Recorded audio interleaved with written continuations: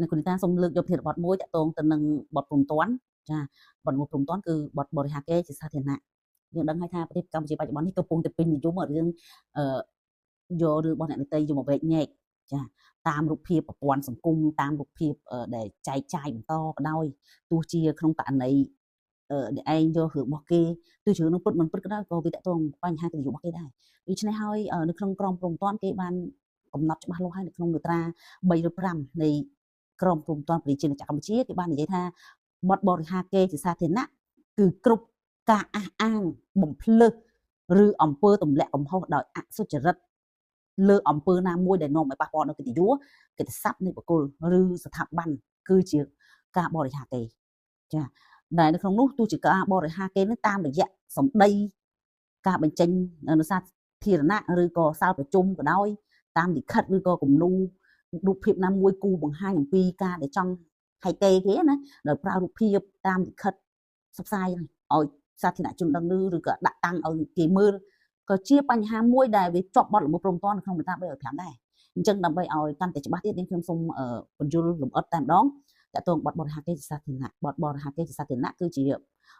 បទល្មើសមួយដែលគ្រប់ការអះអាងទោះជាការអះអាងហ្នឹងវាត្រឹមត្រូវក៏ដោយតែយើងអត់ត្រូវដែរព្រោះយើងដឹងហើយថាយើងមានសិទ្ធិក្នុងការបញ្ចេញមតិប៉ុន្តែសិទ្ធិរបស់យើងយើងត្រូវចេះប្រើប្រាស់ត្រូវស្ថិតនៅក្រោមព្រំដែននៃច្បាប់បើច្បាប់គេមានចែងថាសិទ្ធិយើងកម្រិតនេះយើងប្រើប្រាស់ហួសពីទំហំនៃច្បាប់កំណត់ក៏អត់បានដែរអញ្ចឹងច្បាប់គេការពារតែចំណុចណាដែលត្រឹមត្រូវទេកាន់ថាយើងប្រើទំហំសិទ្ធិរបស់យើងលើសណាលើព្រំដែនណាច្បាប់ការពារទេដូចក្នុងករណីបទបរិហាកេសាធារណៈនេះក៏ដោយ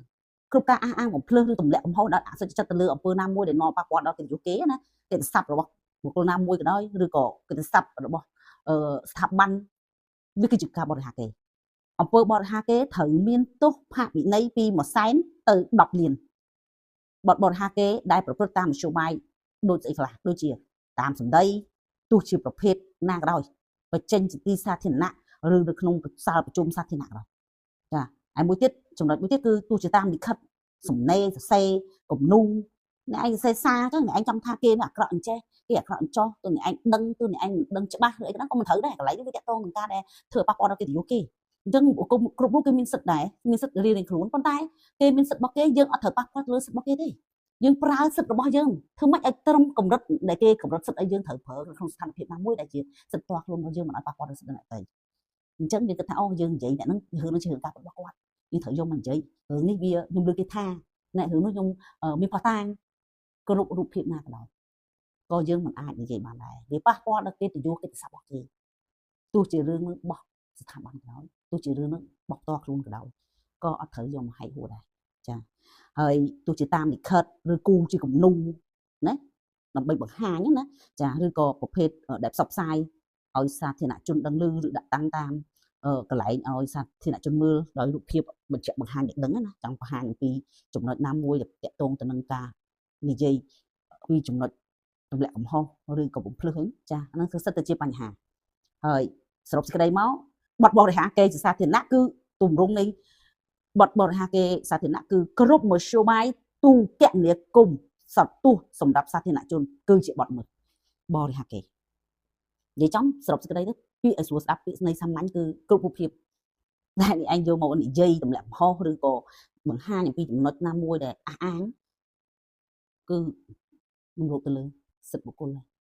ចាបើសិនជាក្នុងករណីមានបញ្ហាអីកើតឡើងការតតាំងគ្នាឬគាត់មានបញ្ហាអីដែលវាប៉ះពាល់ដល់ចំណុចណាមួយអញ្ចឹងយើងអាចដាក់ពាក្យប្តឹងឬក៏អីលើកទៅលើអង្គហេតុនឹងដោយបង្ហាញទៅតាមប្រព័ន្ធផ្លូវច្បាប់ទៅដាក់ពាក្យប្តឹងទៅតុលាការដើម្បីគេដោះស្រាយអីទៅអានោះវាអត់បញ្ហាទេមិនមែនយើងត្រូវយកមកបកស្រាយឬក៏តាមប្រព័ន្ធសង្គមដើម្បីឲ្យគេកាត់ក្តីហើយវិនិច្ឆ័យតាមរូបភាពដែលយើងហែកហួសគ្នាបែបនេះទេការដែលយើងធ្វើបែបនេះវានាំឲ្យប៉ះពាល់ដល់កិត្តិយសនិងកិត្តិស័ព្ទរបស់បុគ្គល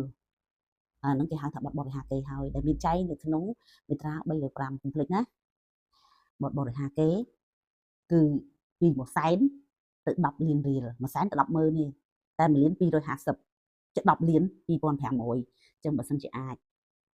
ទុកលុយប្រកបអាជីវកម្មទុកលុយរកស៊ីទុកលុយប្រើប្រាស់នៅក្នុងជីវិតផ្ទាល់ខ្លួនប្រសើរជាងយកលុយទៅបង់ឲ្យគេក្នុងស្ថានភាពដែលយើងគិតថាគួរតែវែកញែកគួរតែចែករំលែកទៅលើចំណុចណាដែលជាចំណុចបញ្ហាលើកគឺបុគ្គលនេះបុគ្គលនោះខ្ញុំដាក់លើតុដើម្បីបង្ហាញថាគាត់ត្រូវឬខុសឬអីចាបើសិនជាអាចគុំល្អជាងគួរប្រយ័ត្នប៉ះពាល់ហ្នឹងមាត្រា305 នៅក្នុងក្រមព្រំបន្ទាន់នៃប្រជាណាចក្រកម្ពុជាចាសូមអរគុណសូមជម្រាបលា